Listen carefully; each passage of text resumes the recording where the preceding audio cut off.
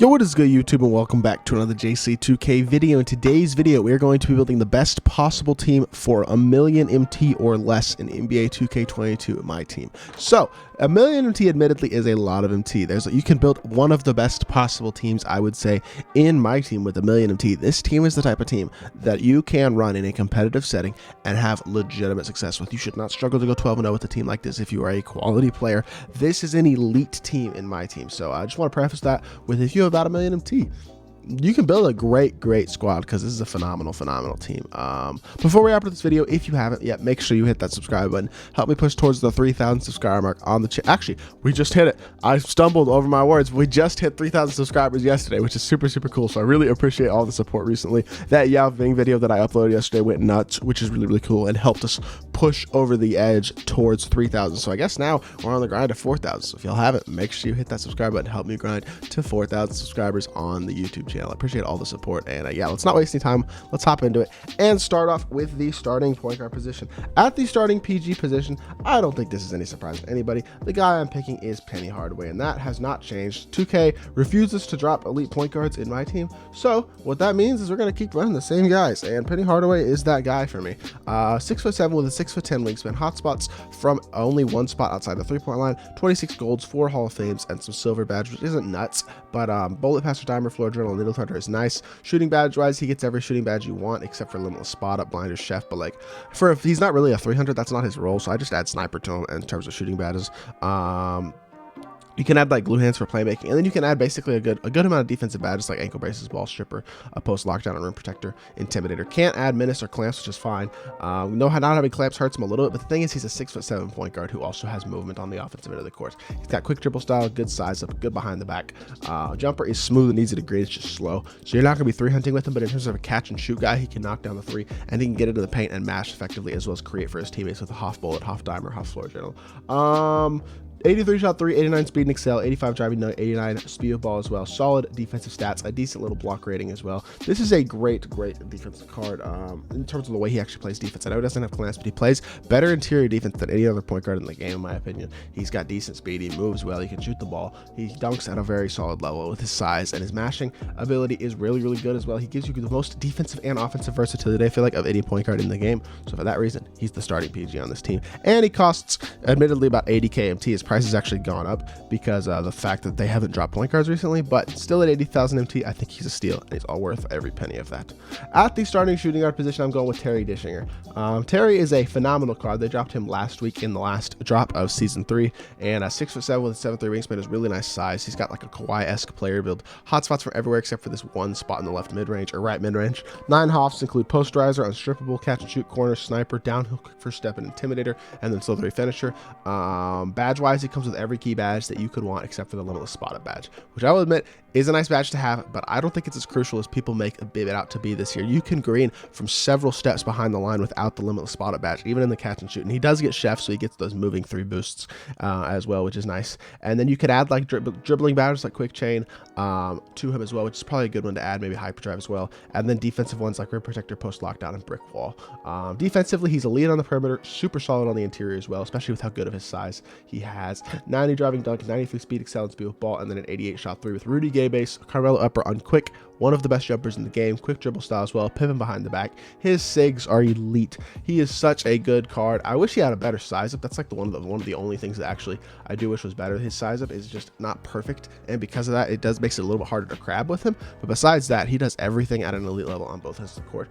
Probably still arguably the best shooting guard in the game, maybe not number 1, but he's still a great card, no doubt about it. And he costs about 100,000 MT. So at the starting small forward position, we have Kawhi Leonard, and Kawhi is another card who's like just really worth his value. He does everything on the court at a really good level. 6'7" with a 7'3" wingspan, just like Terry, very similar player builds, but he's an even better defender than Terry. Obviously, most of his Hall of Fame badges are defensive. He also has Hall of Fame quick first step, which is a great badge, but then ankle braces, ball stripper, clamps, interceptor, intimidator, menace, off-ball pest, and pickpocket. He has elite defensive badges.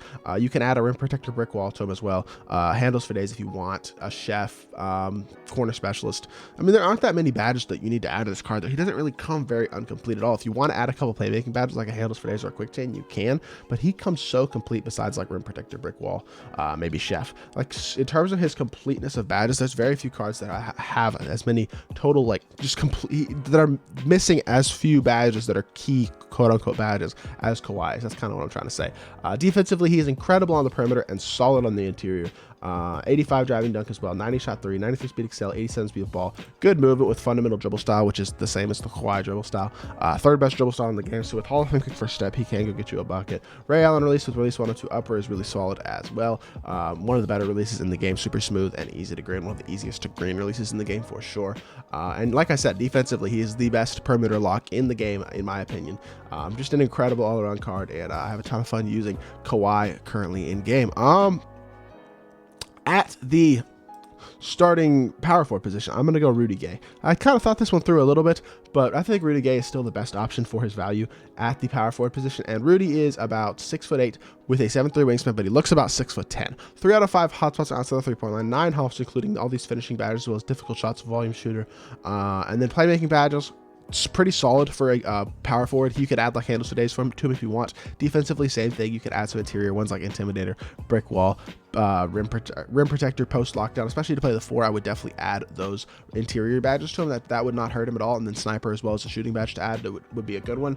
But 90 speed and excel, 95 driving dunk, 85 speed of ball, 86 shot 3.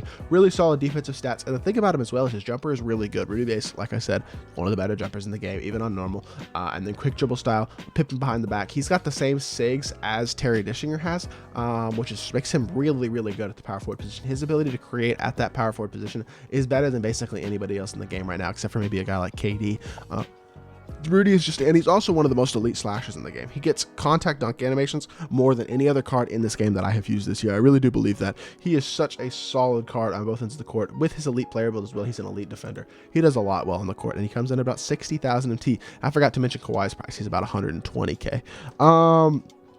At the starting center position, I'm going with this best center in the game, not named Yao Ming, and that would be Mr. David Robinson, the 75th anniversary of David Robinson. This card has dropped in price a significant amount over the last few days. 7'1" with a 7'5" wingspan is elite size, only one hot shot from that right corner. 6 hops include drop stepper, post spin technician, post lockdown, rebound chaser, rim protector, and tireless defender. Needs badges. There are 5 badges you pretty much need to add to this card. It's limitless spot up, sniper, bailout, bullet passer, and quick first step. Those are the 5 badge slots to use on this card, no questions asked. But defensively, he's really good. Already has interceptor, intimidator on gold. He's a really great interior defender. He has really good size, really good defensive stats as well. Solid rebounder, not the best stats, but Hall of Fame rebound chaser. I feel like he rebounds really, really well this year. 85 driving dunk is solid. 84 speed and excel, again, pretty solid. And 82 shot 3, really nice. Especially with the limitless spot up and sniper. He's a knockdown shooter. D-Rob release is one of the better releases for a big man in the game in terms of its smoothness and how easy it is to green. Dribbling wise, he's not going to do much of that, I will admit, but that's not really his role. And then in the interior, he's one of the bigger centers in the game, so that helps him out a lot as a masher. He is about 150,000 MT. I think he's the most expensive player on this list, but he also is, I think, the best center in the game besides Yao Ming, so I think he's worth picking up and using in this squad. At the backup PG position, we have Mr. Dwayne Wade, another expensive card, another really solid point guard, though I think Wade is probably the second best PG in the game right now. 6'4" with a 6'10" wingspan, hot shots from everywhere except for this one at left hash. Acrobat, fast switch, fearless finisher, slithery finisher, sniper, volume shooter, downhill, quick first step, clamps, and tireless defender are his Hall of Fame badges, which are some really good ones, including that quick first step, clamps, and sniper. Shooting badge wise, he literally comes with every shooting badge you could want. Same thing with playmaking badges, and pretty much same thing with defensive and finishing badges, with the exception of rim protector, post lockdown, and brick wall. Doesn't get those 3, which hurts just a bit, but still a complete card. Very, very good on the defensive end. Elite perimeter defense, 90 block as well. Really helps him out on the interior defense. He's got solid interior defensive rating as well, and at 6'4", I think he is the 3rd best paint defensive point guard in the game after Penny and Magic. But at 6'4", he really does play great defense on the interior, especially with that high interior and really high block rating. 90 driving dunk as well, 95 speed, excellent speed of ball with the quick first step is super nice, and then 90 shot 3 as well. D-Wade is an elite card, there's no doubting it. The only thing that kind of bothers me about D-Wade is the fact that he has a slasher dribble style. I would much rather my point guards have quick, shifty, or even fundamental. Slasher is just not that good. But with a guy like D-Wade, who is so complete statistically and so great, and his jumper is really good as well, it's the same as base 98, still smooth and quick even on normal. you kind of got to play him despite the fact that he has slasher dribble style, because he is that good of a card all the way around. If he had quick, he would by far be the best point guard in the game, but even with slasher, elite point guard option at the backup PG, it's going to run you about 150 KMT, but I think it's worth it. At the backup shooting guard position, we have Mr. ISO Joe Johnson. I made a gameplay on this card a couple days ago if y'all want to check that out, and he is a super fun and super good card. 6'7" with a 6'9" wingspan, hot shots from literally everywhere. 11 hops include limitless takeoff, posterizer, blinders, catch and shoot, dead eye, limitless spot up, sniper, quick first step, clamps, menace, and pickpocket. So really good Hall of Fame badges. Playmaking badge wise, he comes pretty complete already. Same thing with the shooting badges. Honestly, same thing with the finishing badges with limitless and posterizer on Hoff. And then defensively, that's where I would add some badges to him. Chase down artist would be a good one to add. Pick dodger definitely. Rebound chaser, rim protector, post lockdown. Badges like that are good badges to add to this card to really help him out on the defensive end of the court. But already statistically, he's a really good defender at both the interior and the perimeter.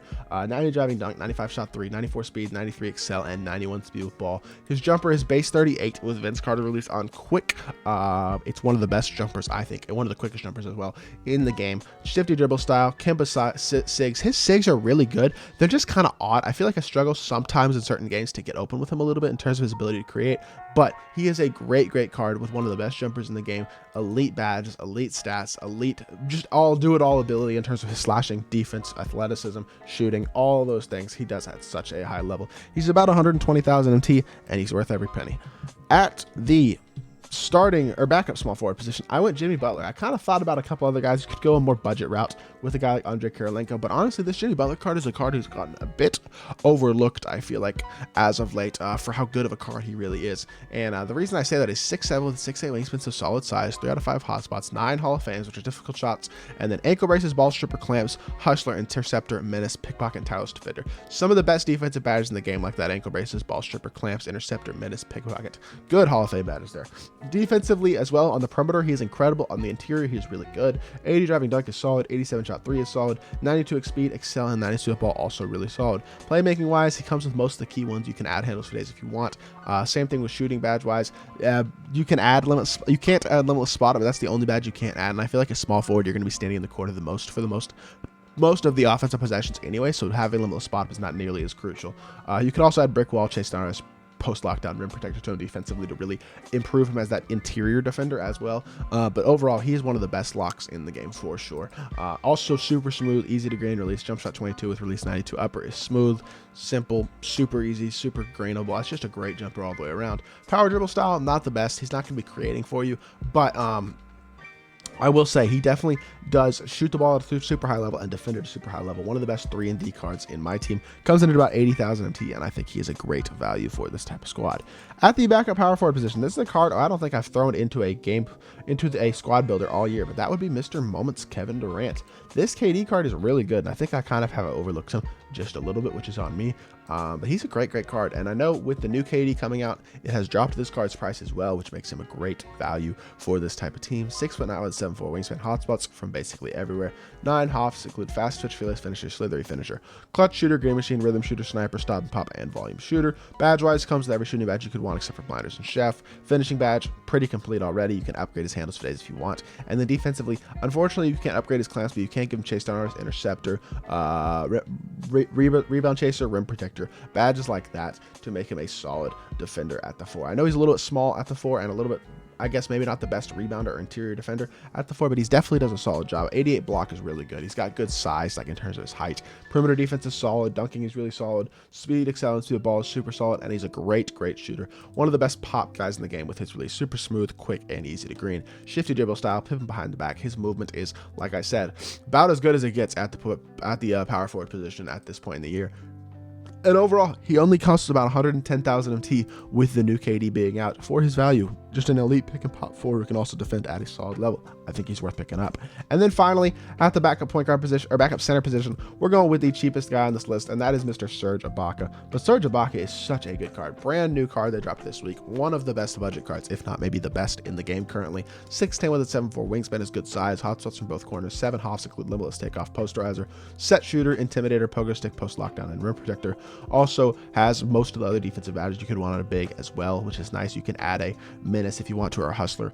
Definitely would add quick first step to him. Bailout, those 2 badges are pretty crucial, I feel like. He already comes with limitless spot up and sniper on gold, so you don't really need to add any shooting badges to him.